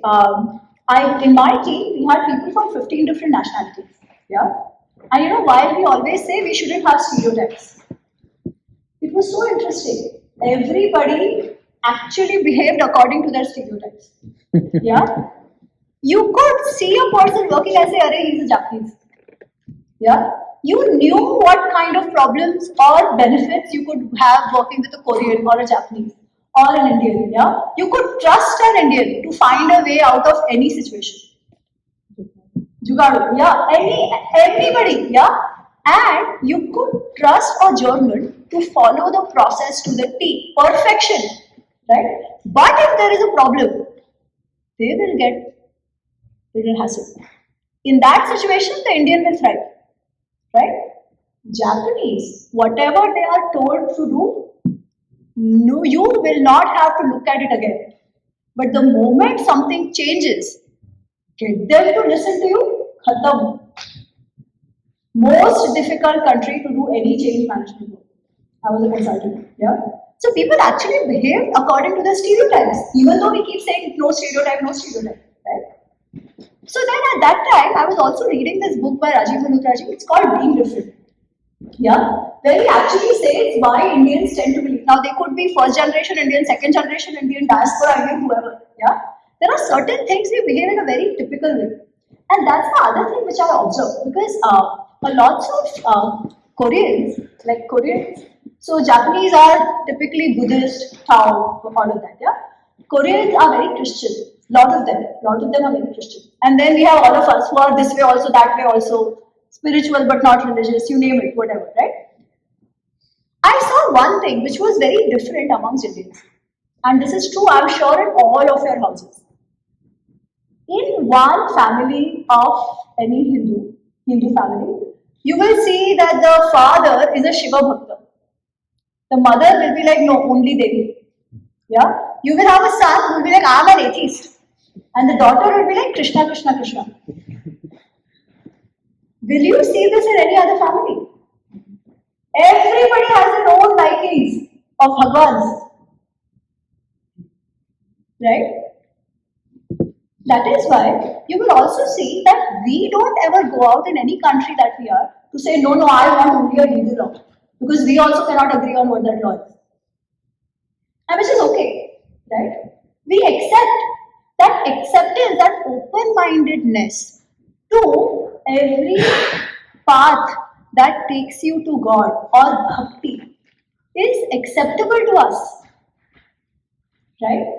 And it is good, it should be that way.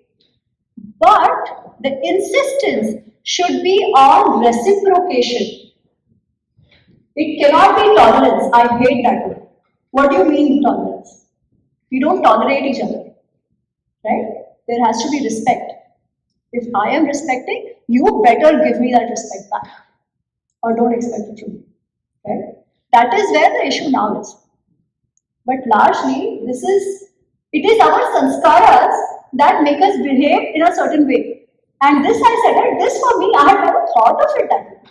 That every household will have like multiple, within the family having different likings and dislikings and sampradayas, everything within the same household. Right? And that basically also the reason why we don't freeze in every situation or in situations which are tough is because we are always okay with chaos. There is always scope for something else, right? That mentality comes from our upbringing, our sanskaras, which we are not even aware of. You don't have to be hardcore religious, ritualistic Hindu to actually behave in that way. Why? Because the inherent sanskaras are still the same. And actually that's where it was very much at Hong Kong that I was like, oh, I'm behaving in this way, then what does it even mean to be a Hindu? Right? I had no clue. All that I told you today about the key concepts, about the structure, the different scriptures, I had no clue. But that's where I was like, okay, if I am behaving in this way, I am representing the sanskaras of 10,000s of years. What is it? And thankfully, we today have all those things that we can still learn from. We have such a rich heritage that we can dive in, explore every possible philosophical concept you will find in there. Yeah.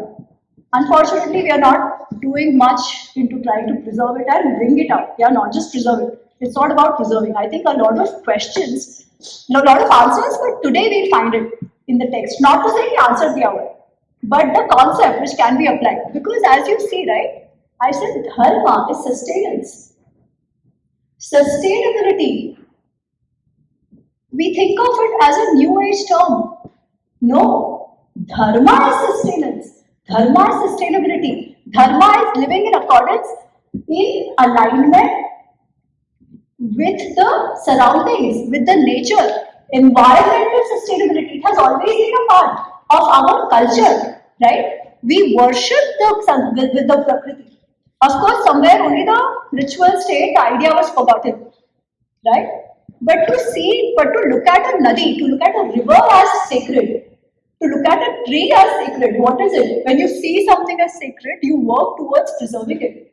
You work towards ensuring that it stays, it thrives. And there is a sense of gratitude in us for it, right?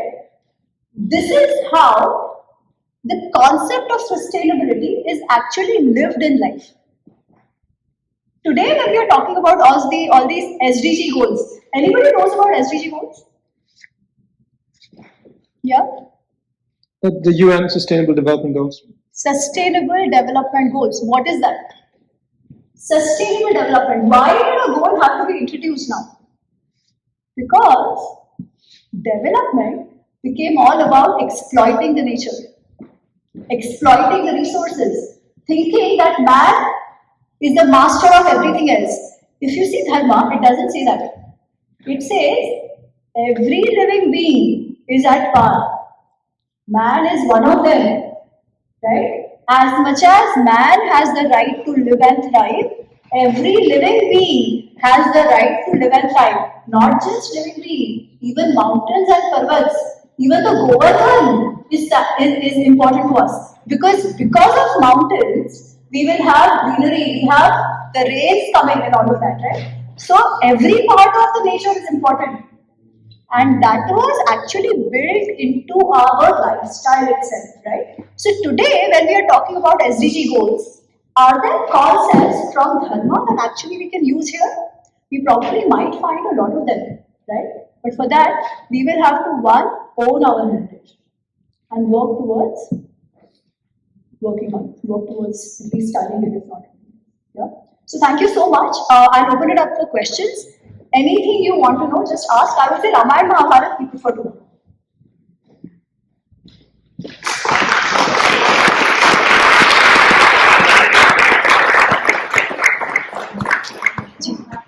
Do you think now that the social media and YouTube, a lot more people are talking about it?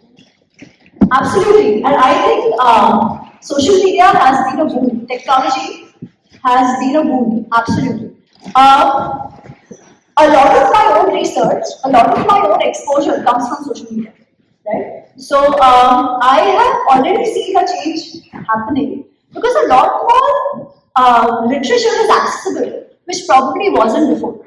Easily accessible, and a lot of people are making use of it. So absolutely, it has also had its negative impacts, but for those who want to use it, technology has been a boon for sure. Like easy access to the knowledge Absolutely. and discussions that are happening. Absolutely. We're talking about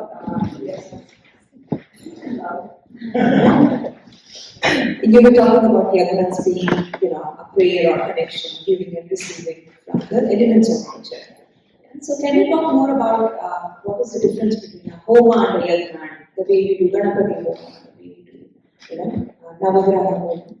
I actually am not an expert on this. Yeah, there are lots of technical details here. So I'm not an expert on this. Again, every devata will have a certain type of homa, certain type of samagri also that you will put in this. The idea is eventually the same to, to propitiate, yeah, that's the word, to propitiate the devata. But the way it will be done, the frequency at which it will be done, all that will be different. And I'm now no expert on that. Thanks.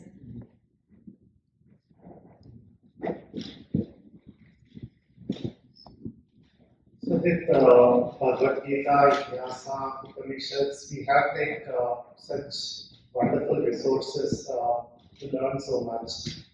But lots of hints of the Hindu society are somehow attributed to Dharma Shastra like Manusmriti, right? So my question is that attribution justified or not? And the second thing is, what is relevance of some Dharma Shastras like Manusmriti in the modern environment? So again, the Manusmriti question always comes. How many of us have really read it? Right? So the relevance you already know, right? Or how many of us had even read it 200 years ago or 300 years ago? I doubt even at that time, right? In fact, you know what? When the Britishers came to India, they wanted to understand the Indian society. They picked up Manusmriti and they were like, oh, these people have to have 4 castes. Caste is not even an Indian word, right? We had Varna, Jati, all of that, yeah?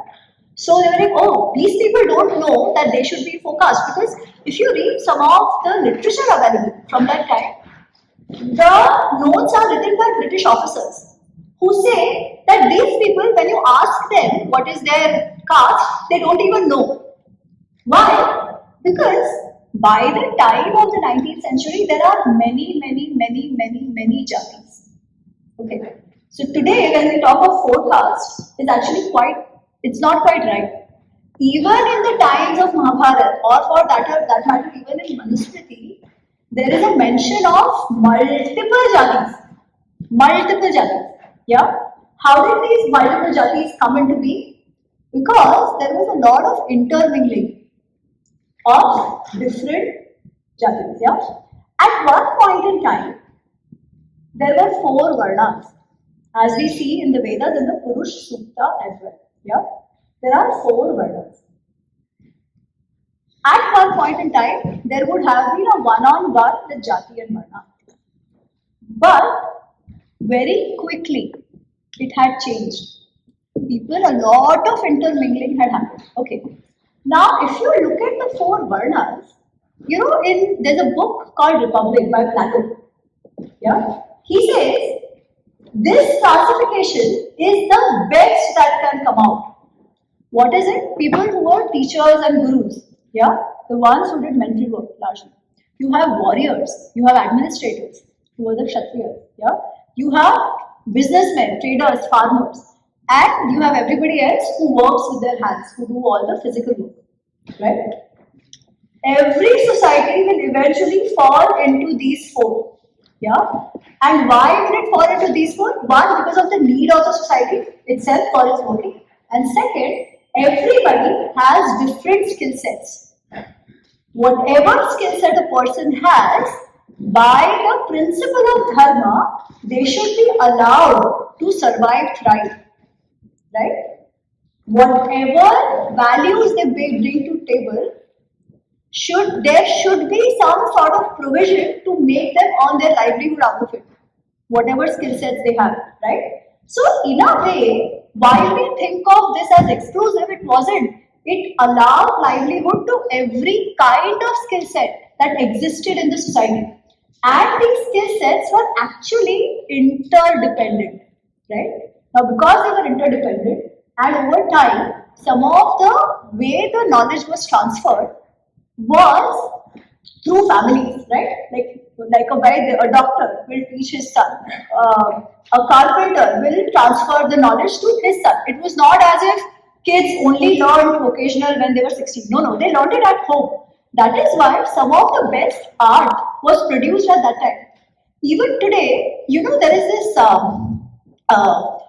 murtikar called Yogiraj in India. If you see on Twitter, you'll see a lot of his the Adi Shankaracharya Murti, which has been installed, I think, in Kedarnath. That is also done by him. So his entire family is on murtikars only, right? You get that skill while you are even born. You are learning that. That's how the professions work, not just in India, everywhere, right? At some point in time, with changes in technology and all of that, or with needs in the society. So as I said, one is the varnas. That's how the concept, the classification happened, which was actually considered one of the best in its time. Yeah. Then at that point in time, there must have been one-on-one of Jati Varna. Over time, that was not the case. Over time, there were multiple Jatis. Lot of them also coming out of intermingling. Yeah. But then again, I think another 1000 or 2000 years ago, there was a move towards endogamy, which means people within the same jati is married. Why? Because every jati had its own tradition. One, they wanted to ensure that the knowledge stayed within, right? Because it was what gave them a differentiating edge. And second, there were traditions which were developed within that community, which they wanted to preserve and propagate. So that's how their endogamy happened again.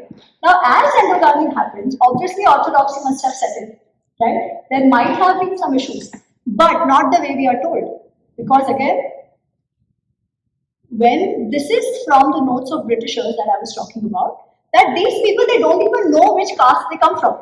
Because they read in Manusmriti four jatis. Somebody translated for them.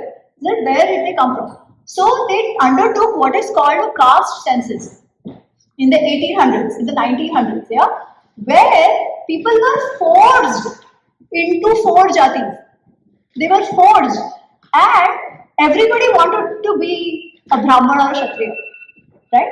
Because before that, if you see, lots of rulers come from what today we call the Shudra caste, right? How did that happen? Were they not Kshatriyas? We don't know. Maybe they actually did something else and became Kshatriyas, yeah? That's possible. But also the classification itself of what they were might have happened much later. So, in the last 200 years, something major jhol has happened. And we are living with that confusion even today, right? Now, what about the Dharma Shastra itself? Okay, does it talk about jati-wise rules? Yes, it does. Yeah, they do talk about it. But then we are talking about a society which existed in an ideal state. They are talking about a society which existed in an ideal state. Manu himself says that a lot of these laws are applicable per dharma, desha kala. Okay, they are applicable according to time and place. It is not as if ye hamesha it's applicable for everywhere and every time. So again, and he also says this is just a guiding text. Yeah. If you see how it was lived, was every rule lived? No. But second, was that the only smriti? No. Yeah. You have many different smritis. Many different rajas referred to the Manusmriti and made their own smriti, or referred to the Yajnavalkya smriti and made their own smritis, which are more like constitutions for today. Yeah.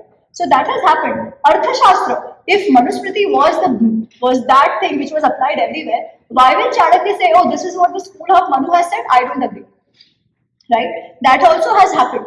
So there was always discussion and work going on all of this. Okay. I'll start with one last example here. In Mahabharata, in the Shanti Parva, there is a discussion on Varnadharma. Okay, that if you're a Brahman, how should you be? If you're a Kshatriya, how should you be, and all of that. But in the same Mahabharata, so this is basically Bhishma telling Yudhishthir the theory, textual, dharma shastric knowledge. Okay. But on the other hand, there are two instances in Mahabharata where Yudhishthir is asked, who is a Brahman? How is a Brahman known? He says, only and only by vritti, not by shastra, not by janma, not by anything else, but it's only and only through vritti can you know who's a Brahman. In Nahush Prashna, the snake, he asks a very interesting question after that. He says, okay, so are you saying that the birth doesn't matter? Yudhishthir says, no, it's not that. But by now, so by the time of Mahabharata, he's like, Lord of Varna Sankar has happened.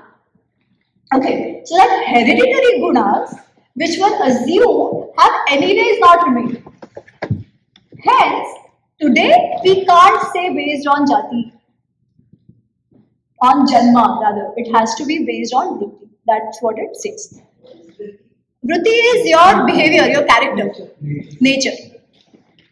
But there is one thing which I still want to point out here, right? You asked, are Dharma Shastras relevant? In our day-to-day life, no. Okay. But Dharma Shastras have a role to play even today in certain Upasana Paddhatis. Okay. For example, in certain temples, there is only certain way, like the Agamas come into play here, that a pujari has to be following X, Y, Z, whatever, rules, regulations. And from multiple generations. Okay. that I think it is still valid and we shouldn't try to play with those. Okay, this is what we call the core. People who are still preserving and studying the Vedas, because we have other organizations also which now say it is open for everybody, right? So, but there are some institutes where from multiple generations, people are living in such a way to be able to perform only that job. If they are doing that job with utmost sincerity, which is dedicated to the Devas, we should let that be as it is.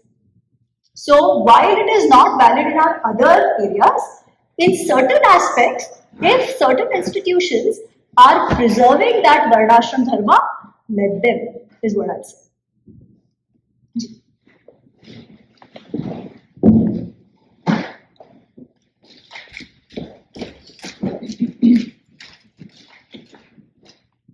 Thank you. Just a quick follow-up on the jati and the awareness. One of the issues that I typically face when I have this conversation, others that don't know much about jatis and awareness, everything that's going on, as you mentioned, in California and Seattle. Can you be a little loud? Oh, yeah, sure. In terms of what's happening in California and Seattle with cats being pointed to as origin being India and all of that. In terms of defending that, the problem sometimes I have is that there's amounts of reality there as well. We keep hearing about stories, we keep seeing things happening in India. And you mentioned, the mostly jatis because based on vritti.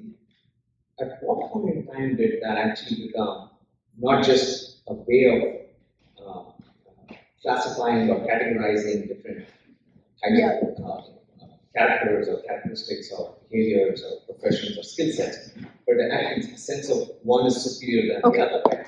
So what I've been told is mostly arguments are like, well, that was imposed to us by the Britishers, so it's more the post-colonial one. Okay. At what point in time did that actually? Let me try and attend that. It's a very important question because has there been no discrimination in the society? No, we cannot run away from that. There has been, To the extent that we see that there is discrimination even today. May not be everywhere, but there are parts where this still exists. Right? So there is really no running away from reality. Though I will separate what happens in India from US. Whatever might happen in India, if it is not happening, is there data in US to show that is happening for legislations to pass here? Hence, whatever is happening in India cannot be brought in here. By that argument, even the Ahmadi argument should apply, right? The Ahmadis have been killed in Pakistan. Will we have the courage to use the I word here? No, we will immediately be branded as Islamophobes. Right? So whatever is happening there cannot have any implication on Hindus living in US. Unless we see same behavior happening here, which is not happening. If they want to prove that is happening here, you need data. Show us where this is happening. I've been following that, what's going on here. Some of the accusations are laughable. Almost all of them are ridiculous to what they have called as discrimination. Right? So I would say let's keep the two separate. But your question is when could have this discrimination begin? So there is this book called Indica by Megasthenes. Megasthenes was a historian of Alexander. Okay, Megasthenes actually talks about the India as we saw. This was many years ago, 2000 years ago. He's talking about the different jatis. He's not talking about any discrimination. He's saying everybody is very well off. He's like, I have not seen women dressed the way they dress as royally in India. He's saying there are wars going on, but the farmer is still farming. Nobody is harming him. Because in India, there are very clear rules of war. They don't harm people who are farming.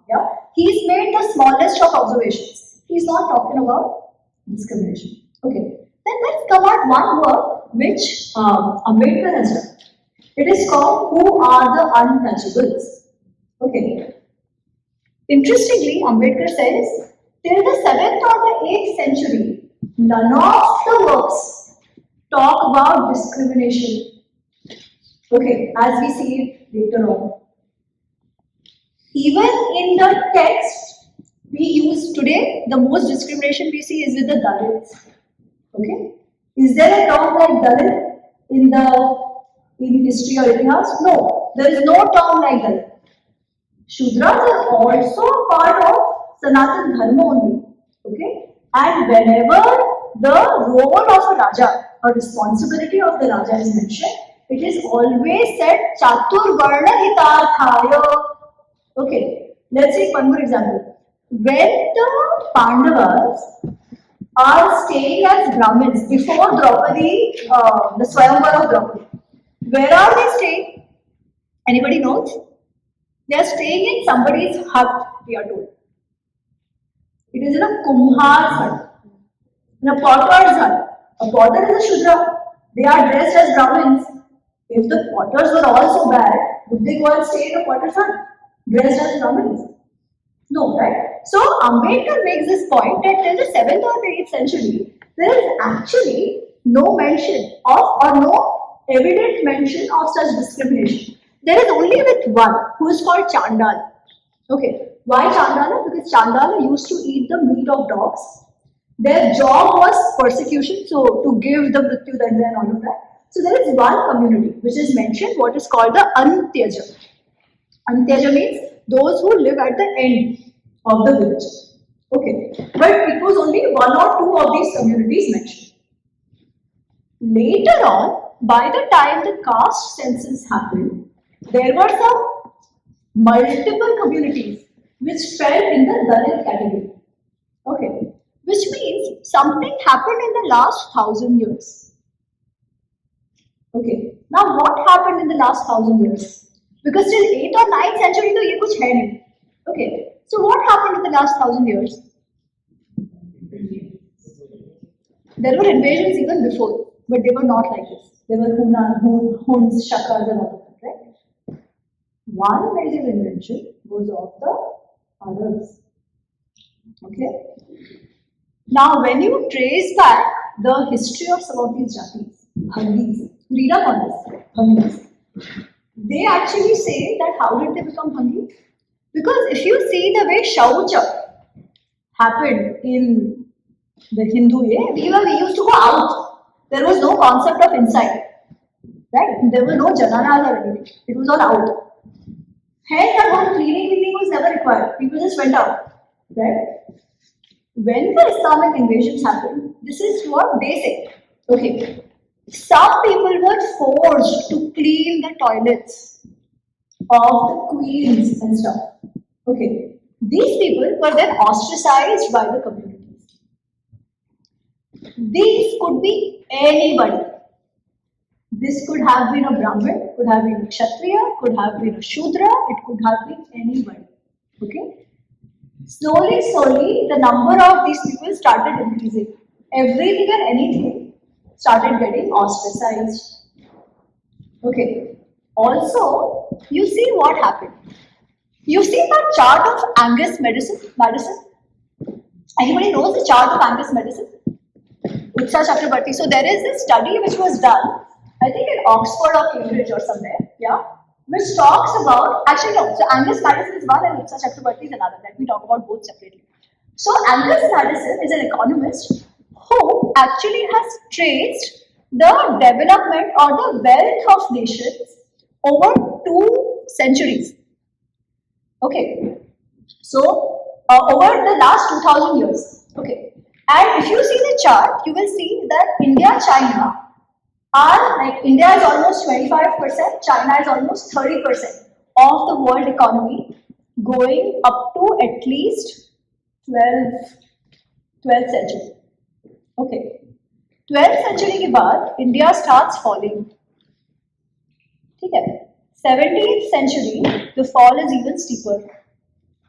By the 19th century, by the time the Britishers went away, we are from 25% to 10% to 1% of the world economy. England, on the other hand, America, they have risen. What happened? Basically extortion, which became even sharper after the Britishers came. Now my question is this. When we were 25% of the world economy, who had the money? Think about it very carefully. Who had the money? the Brahmins were never the most rich people. Never. All our stories will be a Garib Brahmin. Right? And they were. Because, the one thing which is very different, which people conflate between discrimination in US and India, they say blacks, the Dalits are the blacks of US. Completely misplaced. You know why? Because whites here have money, whites here have power, whites here have both physical power and financial power. Right? Blacks have nothing. That doesn't apply for India at all. Brahmins were given respect, but neither did they have political power or financial power. Never. As a Brahmin, you had the right and access to Vedas, but you were not supposed to earn money. It was only dakshinas that you got, and whatever you got for doing the yagnas, right? The political power was with the Kshatriya community. Now you see how beautifully the system actually was, right? Whoever fell within the Kshatriya community, they were the warriors. They had the political power. The financial power was with the V3 and V4. The traders and the artisans, right? What was getting traded? When we were 25% of the world economy, what was getting traded? Silk, textile, metalwork, spices. Who were involved in all this? The Vaishyas and the Shudras. All the communities that fell there, right? So when the economic drain happened, who suffered the most? Hence, today when we see what we call now OBCs and SCs, those communities were not always backward. They actually had the money. They were the most impacted. Why? Because what did the Britishers do? They broke the back of our industries. Who lost their enterprises? It was the businessmen and the artisans. Artisans even more, because businessmen found other ways to trade. But these people who actually made things were completely destroyed. There were taxes imposed on what we produced in India. They took away our raw materials, gave us finished products, okay, that already broke our industry, and plus over that they added taxes on them. Right? That broke our back. So today when we see people who remain backward, it is them. Now why did the Brahmins become like that? Because Brahmins always dealt with education by and large, right? When English education was introduced, this community, which was otherwise not always the richest, they had more access to it. The others who were working with their hands lost out the most, right? And the mental and physical trauma that the Samaj faced is even more different, that we can't even measure, right? So this is what has happened in the last 300, 400, like over the last 1,000 years, which is what is reflecting now. Because otherwise there must have been some documentation of that. Everything is documented, why don't we have it? Even somebody like Ambedkar, who we know has no love lost for Hindu Dharma. He is also saying there is nothing. Of course, Ambedkar is attributing this to something else. He is talking about Hindu-Buddhist struggle and such. That is just his theory. Okay, he is talking about how Hindus and Buddhists actually were antagonists to each other, and Hindus, whoever became Buddhists, they obeyed them. That is also his theory. But again, which means it is not really coming from the Varnashram system that we had. It is coming from something else that happened in society. Next. Can you tell us your specific texts of Mahabharata and Ramayana that you are focused on? Maybe it's a better question for tomorrow. Yes, and also which interpretive texts after that would be very interesting. Thank you. It's actually a question that my cousin's husband asked. He's Christian, and he said, so in Christianity you've got like the 10 Commandments that give you what is right, what you should do, what you shouldn't do. Where is that codified in our texts? We don't have anything like 10 Commandments, yeah? But there are few things which are important to call us Hindus. Belief in rebirth, belief in karma. I'm talking about Because if you detach, it's like the Bhagavad Gita, if you hear, because you detach, you're doing the duty.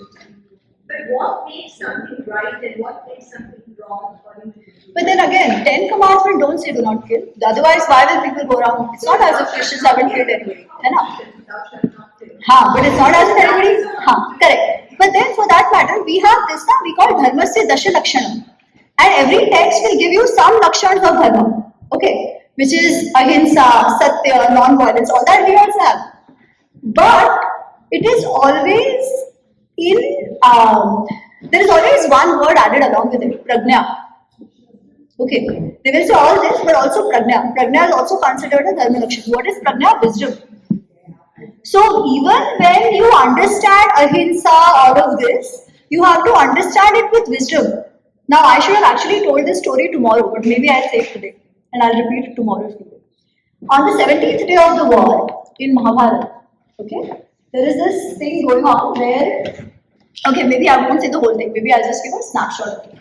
On the 17th day of the war, something happens and Krishna tells a story to Arjuna. Okay, because Arjuna is saying something and Krishna is like, you don't understand dharma, all of that. You don't understand satya. Let me tell you a story. He says there was a rishi named Kaushik. Okay, Kaushik Rishi has an oath that he will speak the truth and only the truth. All his life, he has spoken only the truth. Only the truth, nothing else. Okay. He is towards the end of his life. He's sitting in his ashram, he's doing tapasya. Some villagers come running to him and they tell him, Rishi, there are some dacoits who are trying to rob us and kill us. We are trying to run away from them. So, we are going there to hide. You please tell, if the dacoits come to you, tell them to go in another direction. And they just run away. Okay. Now, before the rishi could say anything, these villagers are gone. Now the dacoits also come. And they ask Kaushik, have you seen the villagers? What should he do? We know Satya, truth is important, right? And he has taken the oath of truth also. So there is double here, saying truth to the truth as well as to his tapasya, to his oath. What should he do? Because thou shalt always speak the truth. We are also told that Satya is a dharma lakshana. What should he do? No, what should he do? I'm asking. Lie. But thou shalt not lie. Thou shalt speak the truth. How should we understand this? You should just not say anything at all. Well, that was not an option. That he could have, but that was not an option. Okay, so Kaushik wasn't that smart. He actually tells the truth, right? Because the truth is paramo dharma, satya paramo dharma. Okay. So what to do? So eventually he dies. The people are killed. They go and stop them. They go away. Now Kaushik, he dies. He goes to Yavraj. Yavraj will send him to hell. Kaushik is like, you keep telling us that in dharma is truth, truth is dharma. I have only said truth all my life, however inconvenient it was for me, and now you're sending me to hell. Yama says, do you understand truth? Yada bhuta satyam. Only that which is in benefit of all can be truth. If it is leading to death of the innocent, it cannot be truth. Right? That is where the shloka which I mentioned in the beginning for dharma actually comes in. When he says, Dharanat dharmityahu dharmo dhareti praja yahasyad dharan sayuktam saha dharmeti vishaya. He says, dharma is that which allows sustenance. Because it sustains, it is called dharma. Right? If that ethic is not leading to sustenance, it cannot be dharma. Right? That is why itihas is important. Because Dharma Shastra will tell you, don't lie. Okay. Itihas tells you that there will be situations where you will have to understand what is truth and what is lie, and how truth can actually become lie in some situations. Yeah. So, do we have the Dharma Lakshana? Yes, we do. Yeah, we have it in every Dharma Shastra. Okay. But is that enough to actually live it? No. There is an overarching principle which actually defines your ethics as well, right? That is why I said ethics by itself, or virtues and vices by itself, cannot be seen in isolation. They have to be seen with the Dharma principle, which is the sustainability principle. Today, what is happening is when people take out these marches for human rights, all that, what they forget is the basic Dharmic sustainability principle. They don't even understand what they are fighting for, what is right or wrong. Right? There is a lot of confusion. Is it the apparent truth or truth which actually is important for society? So, yeah. I think we should wrap it up. Sure. Thank you so much.